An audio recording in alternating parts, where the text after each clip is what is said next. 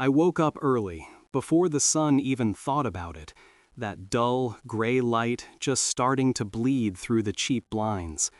Another day, another pile of bills I couldn't pay. The bank papers had piled up into a thick packet, full of words like foreclosure and eviction notice.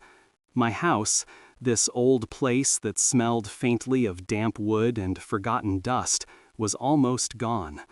I needed something, anything, and then I found it. Or maybe it found me. That weird feeling, like a pocket opening up inside me, a space, fertile, a place where things just grew. Hope, I guess that's what hit me first. A greedy, desperate kind of hope. I paced the small living room, the worn carpet soft under my bare feet, a plan already sparking in my tired brain. Rare herbs, that was it. I'd start small, get a feel for it.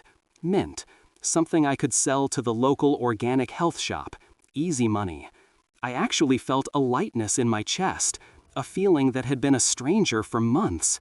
For the first time in a very long time, I felt like I was actually doing something, taking back some control.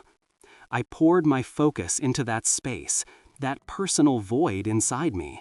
It didn't feel like I was doing anything, more like willing it, imagining the tiny mint seeds taking root. And it worked. God, it worked.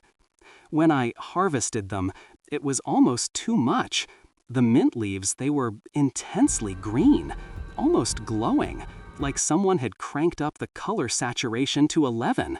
The smell, though, that was the really weird part. It was fresh, sure, almost overwhelmingly so, but underneath it, there was this faint metallic tang, like licking a 9-volt battery after brushing your teeth.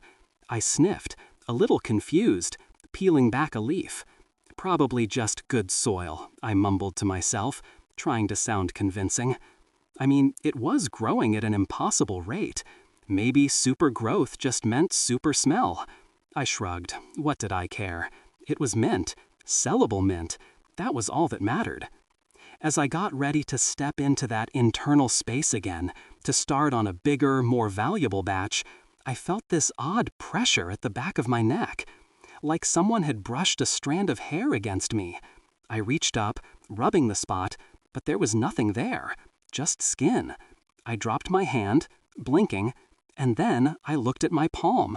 My calluses, the rough, dry skin from years of yard work and repairs, they were gone. Instead, there were these fine, intricate lines, like spider webs crisscrossing my skin. They had a faint greenish tint under the weak kitchen light, barely noticeable, unless you were really looking, which I was. I shook my head, pressing my palms against my eyes. No, I whispered, just tired, overstressed. I took a deep, shaky breath. Yeah, definitely just tired.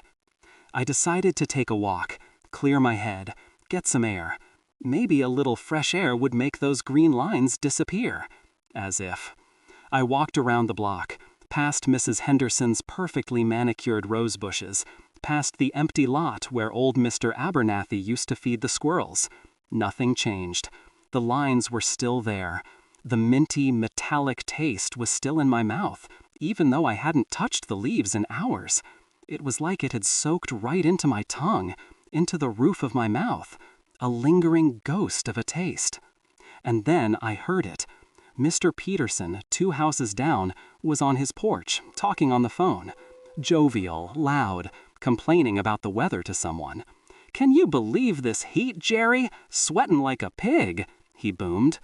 But at the exact same moment, clear as day, right next to my ear, his voice whispered, low and gravelly, "Go back, Jake, back to the garden.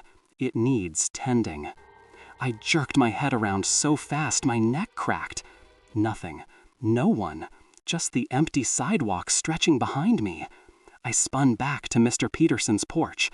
He was still there, big as life, holding his phone to his ear, oblivious, still complaining about Jerry and the heat. My blood went cold. A shiver, like someone had traced an icy finger down my spine, made me gasp. It wasn't the wind. It wasn't my imagination. Something had just spoken to me, using Mr. Peterson's voice, from inside my head. I practically sprinted back to my house, slammed the front door shut, the old wood rattling in its frame, and fumbled for the deadbolt. My heart was pounding like a drum against my ribs. What the hell was that? What was happening to me? I stood there, leaning my back against the locked door, trying to catch